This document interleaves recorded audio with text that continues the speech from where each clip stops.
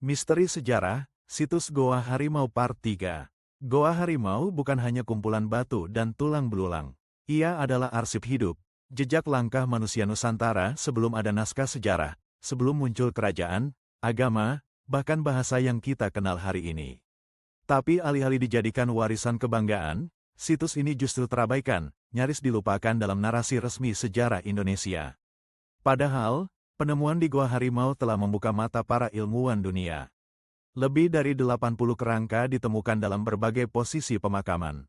Beberapa di antaranya dilengkapi dengan alat batu, manik-manik, bahkan sisa logam, tanda adanya upacara kematian, mungkin juga kepercayaan akan alam roh. Ini bukan tanda dari manusia liar. Ini tanda masyarakat yang telah berbudaya.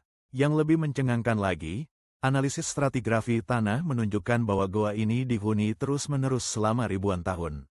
Artinya, Goa Harimau adalah bukti kehidupan berkelanjutan, suatu hal yang sangat langka di situs prasejarah.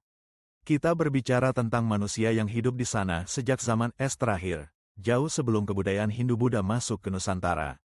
Namun, kemana suara Goa Harimau dalam buku pelajaran sejarah kita? Mengapa tidak ada penekanan terhadap pentingnya situs ini dalam membentuk identitas awal bangsa? Mungkin karena temuan seperti ini mengganggu kenyamanan narasi sejarah resmi. Mungkin karena ia menunjukkan bahwa identitas Indonesia bukan hasil satu garis lurus dari Yunan atau India, melainkan hasil dari percampuran manusia-manusia purba lokal yang jauh lebih tua dan kompleks.